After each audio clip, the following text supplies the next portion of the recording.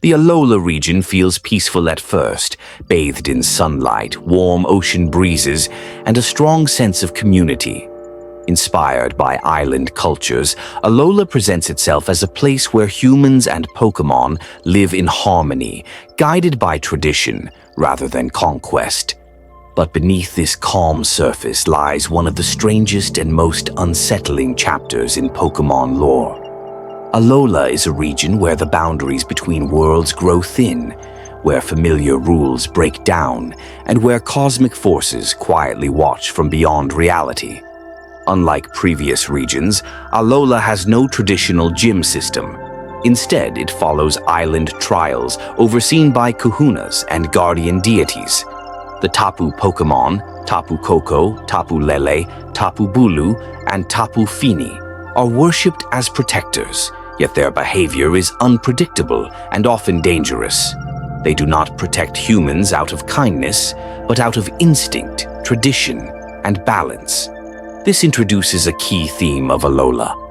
Nature is not gentle or cruel. It simply exists, and humans must adapt to it. At the center of Alola's deeper lore are the Ultra Beasts. These creatures are not Pokémon in the traditional sense, but invasive life forms from other dimensions. Nihilego, with its translucent parasitic body, can attach to humans, altering their thoughts and behavior. Buzzwole and Pheromosa are distorted reflections of familiar concepts, exaggerated to an unsettling degree. Their presence introduces cosmic horror into the Pokémon world, suggesting that reality is fragile and that other worlds operate under completely different biological rules. This interdimensional danger is tied closely to the Ether Foundation and Lucamine, one of the most disturbing antagonists in the series. Obsessive, emotionally unstable, and driven by a twisted desire for beauty and preservation, Lucamine becomes physically fused with Nihilego, losing her humanity entirely. Her descent shows how obsession and denial can erode identity, turning love into control and admiration into destruction. Alola doesn't frame its villain as purely evil. Instead, it presents a tragic figure consumed by her own unresolved grief. The legendary Pokémon of Alola further emphasize cosmic imbalance. Solgaleo and Lunala are guardians of the sun and moon, capable of opening ultra wormholes to other dimensions. Necrozma, however, is something far more unsettling. A creature of pure hunger, Necrozma feeds on light itself, leaving entire worlds in darkness. In its ultra form, it becomes a blinding, unstable being, symbolizing unchecked consumption and the collapse of balance. Alola suggests that even cosmic guardians can fail, and that light, when stolen or hoarded, becomes destructive. Even Alola's everyday Pokémon carry strange and sometimes dark implications. Mimikyu disguises itself as Pikachu, desperate for affection, yet its true form is said to cause illness or death if seen. Sandygast and Pelosand are formed from lost souls, swallowed by beaches, turning relaxation into something quietly sinister. Type: Null, an artificially created Pokémon, is restrained by a helmet to prevent emotional collapse, representing humanity's attempt to forcibly control godlike power. Alola also explores themes of family, loss, and healing. Characters struggle with abandonment, grief, and expectation, and Pokémon often reflect these emotional states. The islands themselves feel alive, responding to imbalance and protecting themselves in ways that don't always align with human morality. This creates a sense that Alola is less controlled than previous regions, more raw and unpredictable. What makes Alola especially unique is its blending of warmth and horror. Bright beaches exist alongside interdimensional voids. Friendly communities coexist with parasitic beings from beyond reality. Alola teaches that harmony is not the absence of danger, but the ability to live alongside it. The region's lore suggests that understanding, acceptance, and restraint are the only ways to survive in a universe far stranger than it appears. In the end, Alola is a region where the Pokémon world stops feeling fully safe. It introduces the idea that not everything belongs, that some forces cannot be reasoned with, and that love, when twisted by obsession, can become monstrous.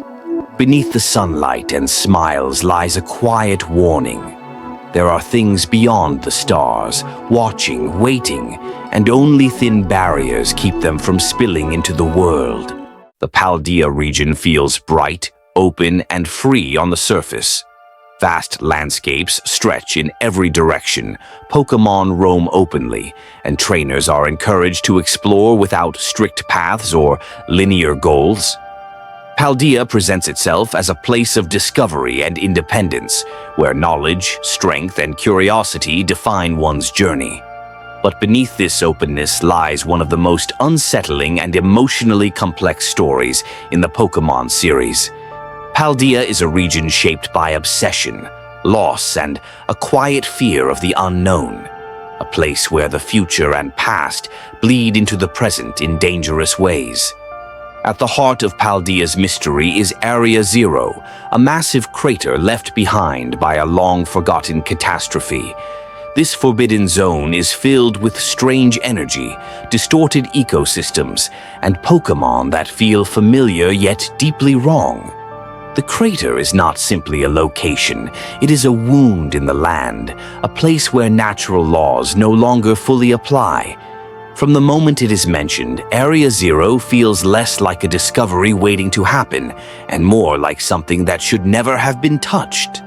This sense of unease is tied to Paldea's legendary Pokémon, Koraidon and Miraidon. One embodies the ancient past, raw and primal, while the other represents the distant future, sleek and artificial. Their existence suggests that time itself has fractured in Paldea, allowing beings from entirely different eras to coexist. These Pokémon are not just symbols. They are proof that the boundary between what was, what is, and what will be has become dangerously thin. The true darkness of Paldea emerges through the story of the Professor, a brilliant mind driven by curiosity and ambition. In their pursuit of understanding time and possibility, they created a system capable of pulling Pokémon from other eras into the present. But this obsession came at a terrible cost. The Professor ultimately loses their life, replaced by an artificial intelligence programmed to continue their work without emotional restraint. This revelation reframes Paldea's story entirely. The guiding figure of knowledge has been dead all along, and what remains is a hollow echo, incapable of grief but bound by purpose. This AI professor is one of the most haunting concepts in Pokémon lore. It understands that it is not real, that it exists only to fulfill the ambitions of someone long gone. Its calm demeanor masks a quiet desperation, as it realizes that its continued existence threatens the balance of the world. Paldea explores a deeply human fear through this character. The idea of being created without a future, aware of your purpose but unable to escape it. The paradox, Pokémon of Area Zero further deepen this existential tone. These creatures resemble known Pokémon, but are exaggerated, distorted, or mechanized, raising questions about identity and authenticity. Are they ancestors, descendants, or something else entirely? Their presence challenges the idea of evolution as a stable, linear process. Instead, Paldea suggests that life can diverge wildly, depending on circumstance, technology, and survival, resulting in forms that feel alien even when familiar. Even outside Area Zero, Paldea's themes persist. The region's focus on self-directed paths, Victory Road, Starfall Street, and the Path of Legends reflects different responses to struggle. Team Star, initially framed as antagonists, are revealed to be misunderstood outcasts, their rebellion born from bullying and isolation rather than malice. Their story reinforces Paldea's emphasis on empathy, showing that conflict often stems from pain rather than evil. Paldea's terastallization phenomenon also carries unsettling implications. Pokémon crystallize into exaggerated versions of themselves, gaining power through a transformation that feels artificial and fragile. While celebrated as innovation, terastallization is tied directly to the strange energy of Area Zero, hinting that this power may not be fully understood or safe. Like Dynamax in Galar, it raises the question of whether humans are once again pushing Pokémon beyond natural limits without considering long-term consequences. What makes Paldea especially powerful is its emotional weight. This is not a region ruled by gods or ancient wars, but by grief, curiosity, and the fear of being left behind by time. Its story confronts themes of loss, identity, and legacy, asking what remains when a person's ambition outlives them.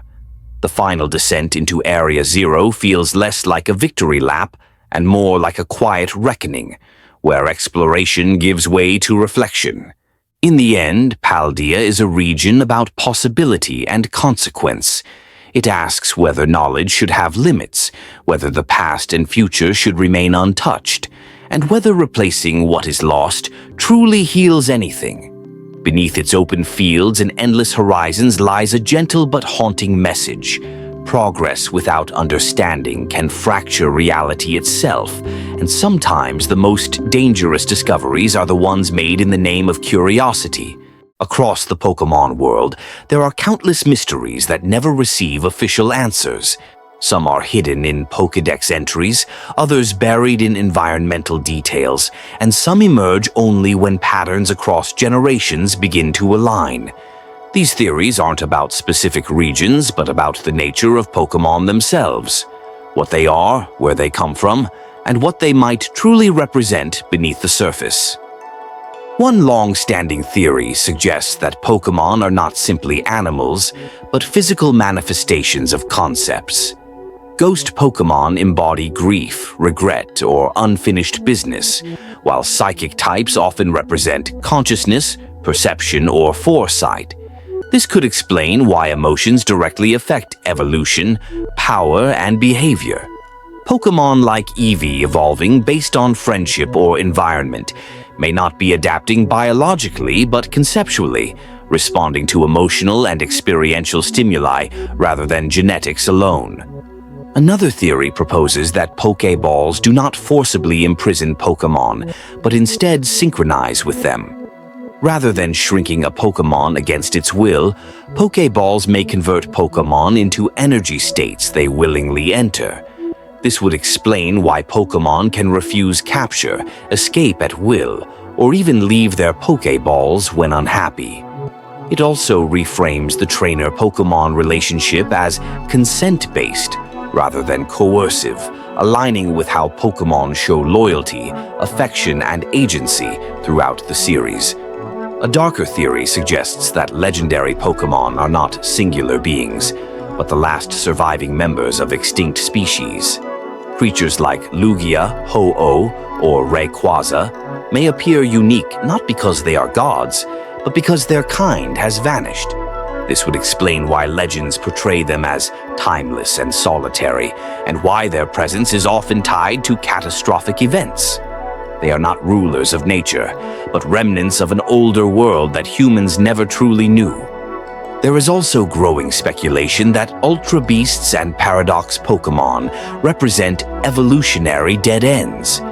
Rather than being ancestors or descendants, they could be life forms shaped by unstable environments where survival favored extremes. This might explain their exaggerated traits, alien biology, and inability to fully integrate into the Pokémon world. They are not invaders by choice. They are survivors of broken timelines or collapsing ecosystems. One particularly unsettling theory suggests that evolution stones artificially accelerate evolution in ways that may shorten Pokémon lifespans. While evolution through bonding or experience reflects natural growth, stone-based evolution often halts further development. Pokémon like Raichu, Ninetales, and Arcanine rarely evolve again, possibly implying that this forced advancement trades future potential for immediate power. This raises uncomfortable questions about how often trainers choose strength over longevity. Some theorists believe that humans in the Pokémon world are themselves a form of Pokémon. Ancient myths suggest humans and Pokémon once lived as equals, even intermarrying. Psychic abilities, aura sensitivity, and unexplained survivability hint that humans may share deeper biological or spiritual roots with Pokémon. Rather than masters of Pokémon, humans may be a related offshoot that chose technology and control over adaptation and evolution. There's also the idea that the Pokémon world exists in a loop, constantly resetting after catastrophic events.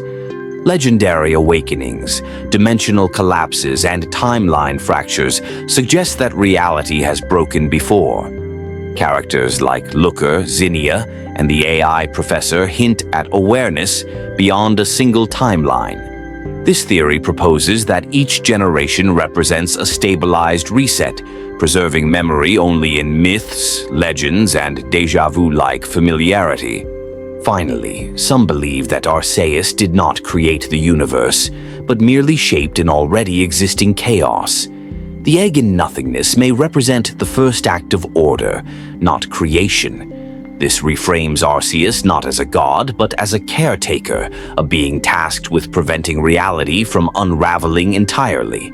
If true, then every legendary Pokémon is not divine, but necessary, each maintaining a fragile system constantly on the edge of collapse. Taken together, these theories paint a Pokémon world far deeper and stranger than it appears. A place where emotions shape biology, legends hide extinction, and reality itself may be more fragile than anyone realizes. Pokémon may not just be companions or creatures, but living ideas, echoes of past worlds, and guardians of a balance that could fail at any moment.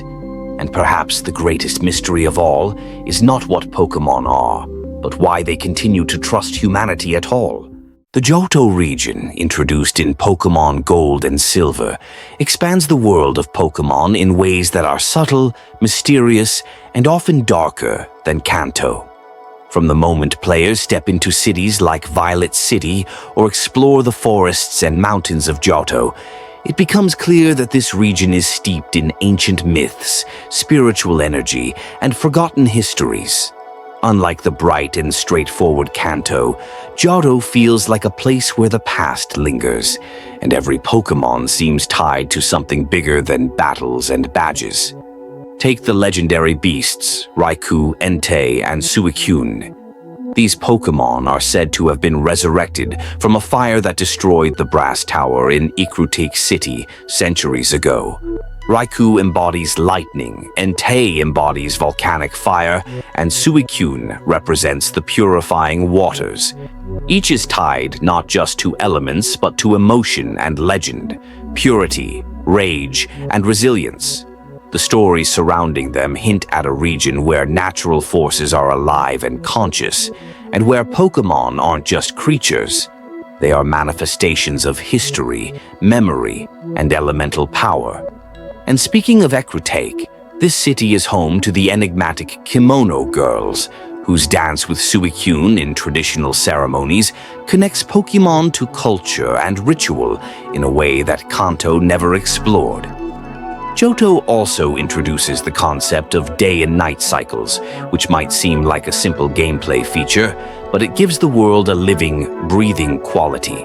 Pokémon behavior changes depending on the hour, and certain Pokémon, like the elusive Hoothoot and Noctowl, are tied directly to the rhythms of time. Even Lugia, the guardian of the seas, sleeps deep beneath the ocean, only rising in response to the actions of humans and Pokémon alike, suggesting that the balance of nature in Johto is delicate, almost sacred. Some Johto Pokémon have creepy, unexpected lore. Take Dunsparce, for instance, a seemingly harmless snake-like Pokémon that has been speculated to represent a creature that has evolved over millennia to survive in hidden caves and tunnels, almost untouched by humans. Then there's Girafarig, a Pokémon whose backend has a small, separate face with its own consciousness. Theories suggest Girafarig may represent duality, or the idea that one creature can harbor multiple minds, a concept that is as strange as it is unsettling. And don't forget Misdreavus, a ghost-type Pokémon whose scream can terrify humans, hinting at the lingering spirits and dark energy still present in Johto's ancient forests and abandoned ruins. Johto also deepens the theme of death and legacy. The burned tower in Ecruteak City and the ruins of Alph contain fossils, spirits, and ancient technology that point to a world where humans and Pokémon have long histories of collaboration, conflict, and mystery. The unknown found in the ruins of Alph are especially strange. These letter-shaped Pokémon may be more than mere creatures.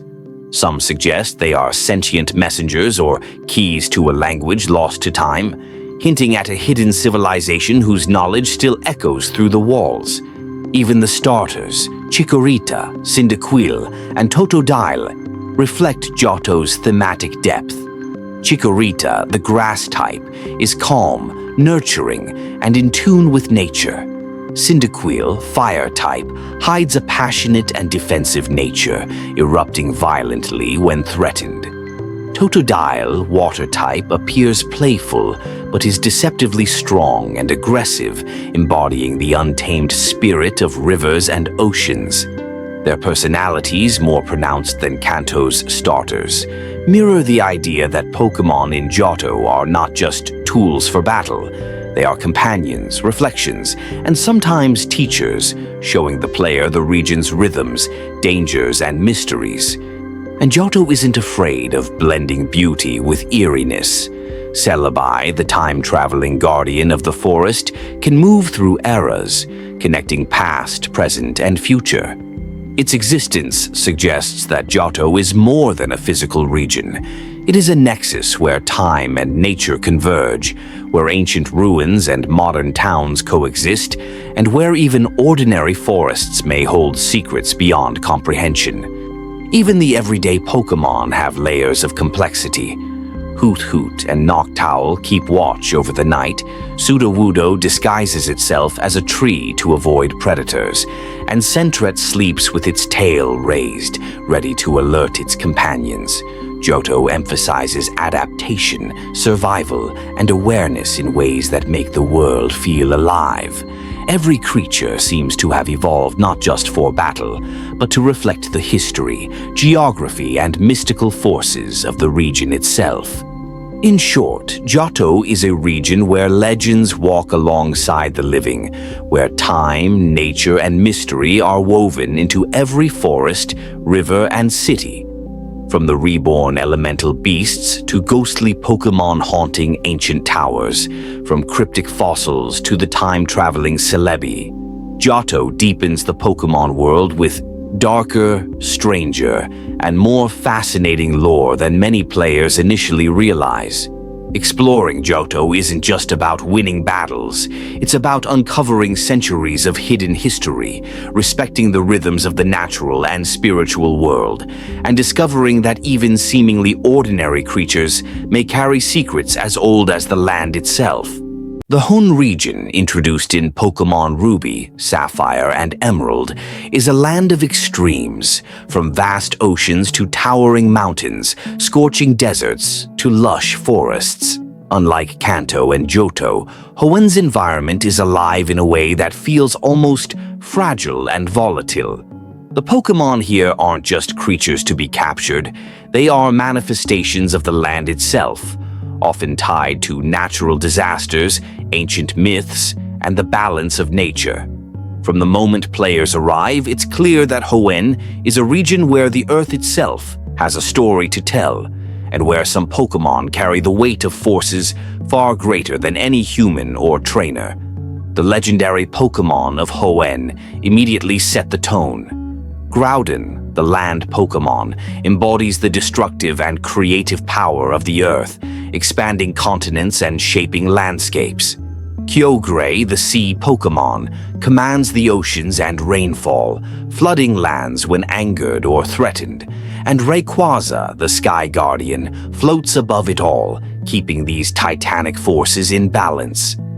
Unlike the legendary beasts of Johto, these three are tied directly to elemental conflict.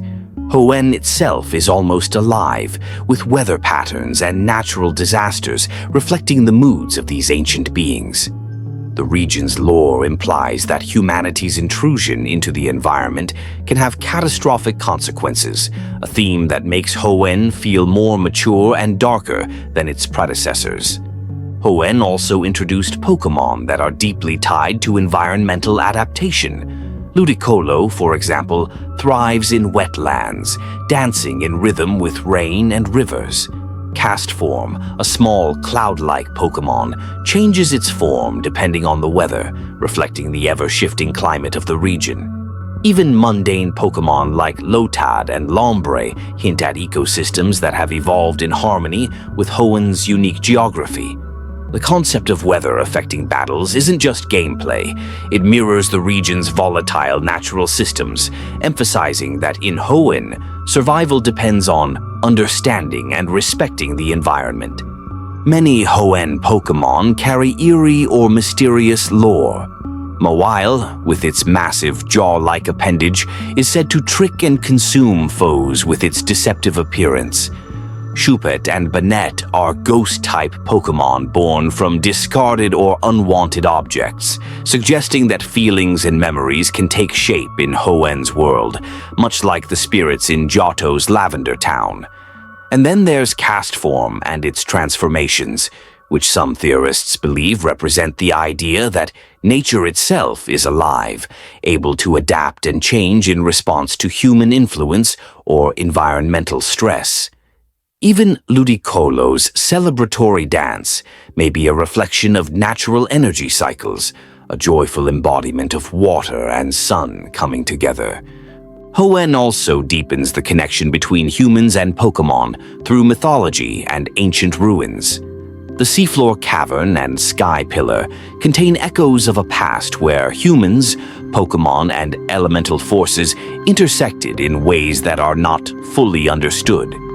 Relic song, ancient tablets, and fossil Pokémon hint at a civilization that revered the elemental balance, suggesting that Hoenn's history is layered with mystery, lost knowledge, and perhaps mistakes that humanity still grapples with.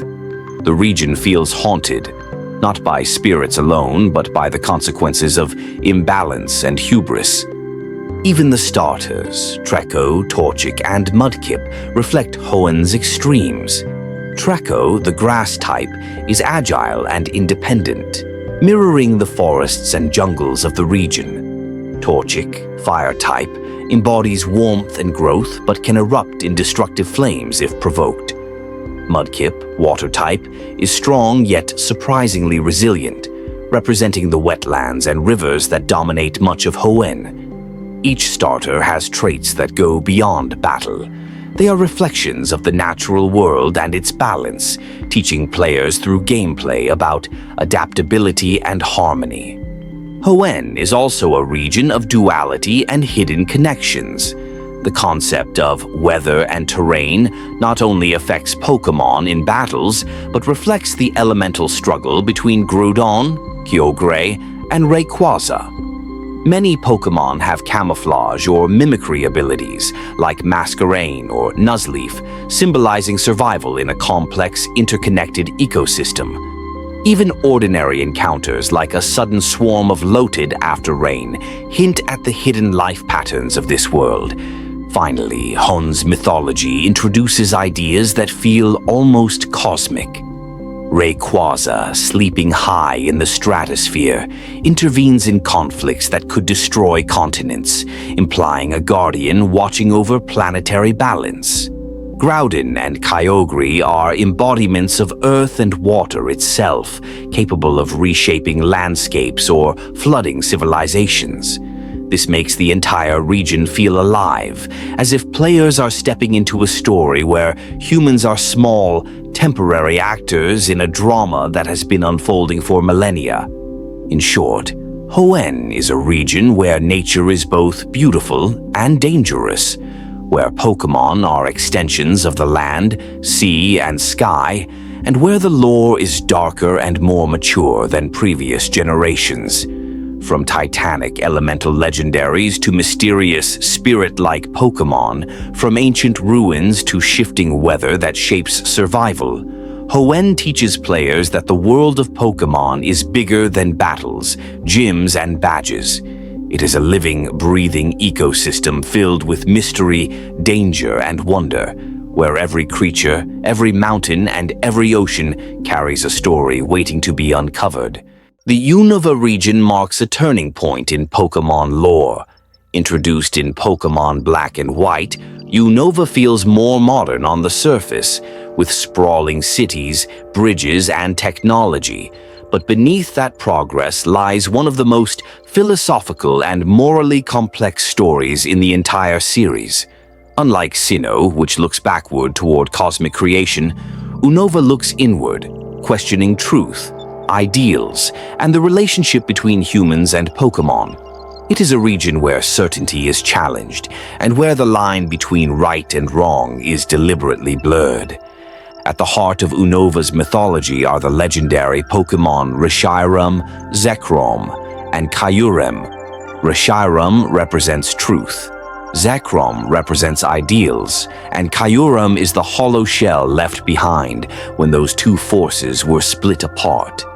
According to legend, these Pokémon were once one being that embodied a perfect balance, but conflicting human beliefs caused it to fracture. This story suggests something unsettling, that human disagreement itself can damage the natural order of the world. Unlike earlier legendaries who ruled nature or reality, Unova's legendaries exist because of human conflict, not in spite of it. This theme is embodied in Team Plasma and its leader, N. Unlike previous villains motivated by power or destruction, N genuinely believes Pokémon should be freed from humans. Raised among Pokémon and isolated from society, N can understand Pokémon speech, making him one of the most unique characters in the series. His ideology forces players to confront an uncomfortable question. Is capturing and battling Pokémon truly ethical? Unova is the first region to directly challenge the foundation of the Pokémon world, transforming the story into something closer to a moral debate than a simple adventure. Many Unova Pokémon reflect these themes of duality and identity. Zorua and Zoroark can create powerful illusions, hiding their true forms and blurring the line between reality and deception. Gothitelle is said to see the future, yet is haunted by visions it cannot change, suggesting that knowledge itself can be a burden. Even simple Pokémon like Trubbish and Garbodor, born from pollution, serve as quiet commentary on industrialization and environmental neglect. Unova's Pokémon often feel symbolic, as if they exist to represent ideas rather than just elements. Unova also has a deep connection to ancient history beneath its modern exterior. The relic castle, buried beneath desert sands, hints at a forgotten civilization that once thrived before collapsing into ruin. Volcarona, worshipped as a sun deity after volcanic ash darkened the sky, shows how Pokémon can become saviors in times of desperation. This blend of ancient worship and modern cities gives Unova a unique atmosphere, a place where progress has not erased the past, but built over it, sometimes uneasily. The region's emphasis on change is reinforced by its seasons, which alter landscapes, Pokémon behavior, and even available paths. This constant transformation mirrors Unova's core theme: nothing remains static. People change, beliefs evolve, and even truth can shift depending on perspective. Pokémon like Deerling and Sawsbuck physically change with the seasons, embodying the idea that adaptation is not optional, but necessary for survival. Unova's darker tones continue through its ghost and psychic Pokémon. Yamask carries a mask that was once its human face, occasionally weeping as it remembers its former life. Cofagrigus is said to trap those who disturb its resting place, turning greed and curiosity into punishment. These stories quietly reinforce Unova's fascination with memory, regret, and the consequences of past actions. Even death in Unova is portrayed not as an end, but as a transformation into something unresolved. What makes Unova especially powerful is how grounded its story feels. There are no gods creating the universe here, no cosmic realms beyond comprehension. Instead, the conflict arises from belief, ideology, and human ambition. The legendary Pokémon do not dictate reality. They reflect it. Kyurem, empty and incomplete, symbolizes what happens when truth and ideals are separated, leaving behind something cold and destructive. In the end, Unova is a region about questions rather than answers. Is one truth better than another? Can ideals justify harm? Do humans truly act in Pokémon's best interests? Through its story, characters, and symbolic Pokémon, Unova challenges players to think rather than simply conquer. It transforms the Pokémon journey into something deeper and more introspective, where battles are not just physical, but philosophical. Unova stands as one of the boldest regions in the Pokémon world, a place where progress clashes with tradition, where truth and ideals collide, and where Pokémon exist not just as companions, but as reflections of the beliefs and conflicts that shape the world around them. The first generation of Pokémon, the Kanto region, is more than just a nostalgic trip for fans. It's a world packed with strange secrets, dark backstories, and bizarre inspirations that make these creatures far more than simple battle companions. Take Bulbasaur, for example, the very first Pokémon in the National Dex. Its plant bulb isn't just a cute accessory, it actually grows as it absorbs sunlight, symbolizing the symbiotic relationship between Pokémon and nature. This idea of growth and adaptation runs deeper than most players realize, hinting that even the smallest creatures in Kanto are connected to the rhythms of the world around them. Meanwhile, Charmander, Squirtle, and Bulbasaur, the original starters, represent a triangle of elements, but they also reflect deeper archetypes. Fire for ambition and risk, water for flexibility and emotion, and grass for patience and resilience. This simple triangle of types is also a subtle metaphor for the balance of nature itself.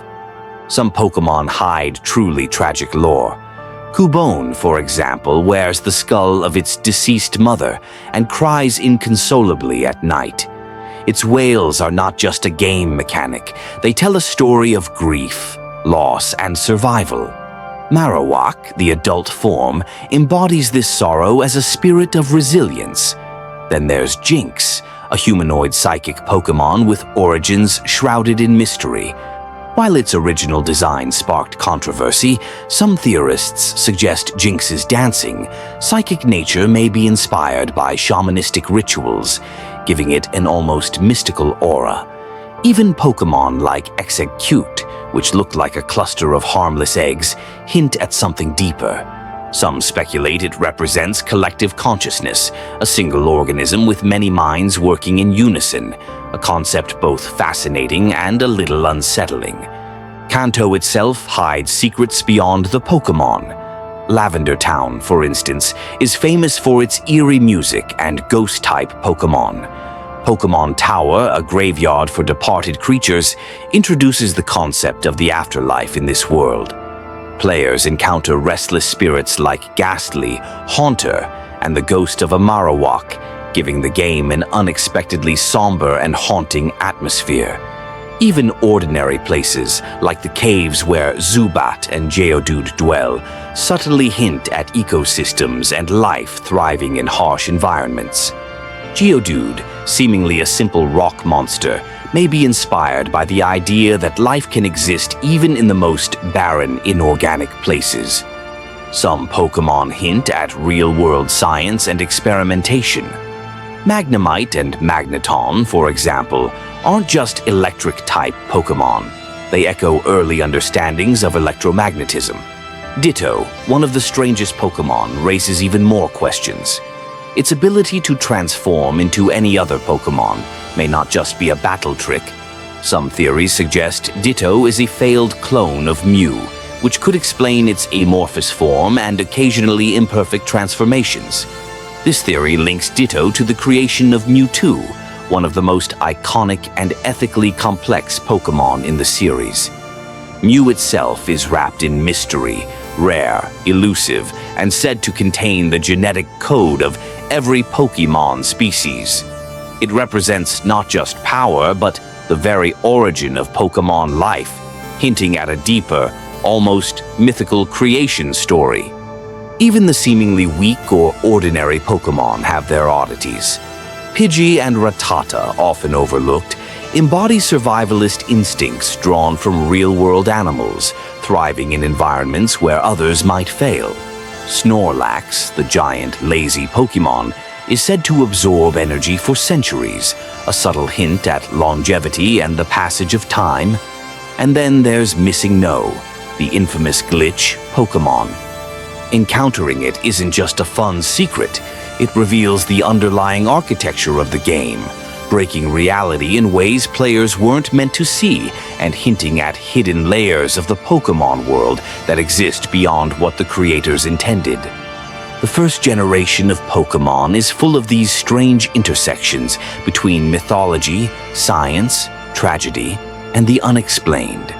Some creatures seem inspired by natural life, some by folklore, and some, like Ditto and Missing No, by mysteries that exist only in the code itself. From the emotional depth of Cubone and the eerie presence of the Lavender Town ghosts to the cryptic origins of Mew and Ditto, Kanto is a world where every Pokémon has a story, and many of them are darker, stranger, or more fascinating than you might expect. Exploring this world isn't just about catching creatures or winning battles. It's about uncovering hidden lore, pondering existential mysteries, and discovering that even in a game designed for children, there is depth, tragedy, and wonder lurking in every corner. In short, Generation Y isn't just the beginning of Pokémon, it's the beginning of a world where every creature carries secrets, every location holds a story, and the line between science, myth, and the unexplained is thinner than you might think. From Mew's ultimate mystery to the small, unnoticed oddities of everyday Pokémon, Kanto is a place that rewards curiosity, imagination, and even a little fear. For those willing to look beyond the battles and the badges, it's a world filled with some of the craziest, most fascinating facts the Pokémon universe has ever produced.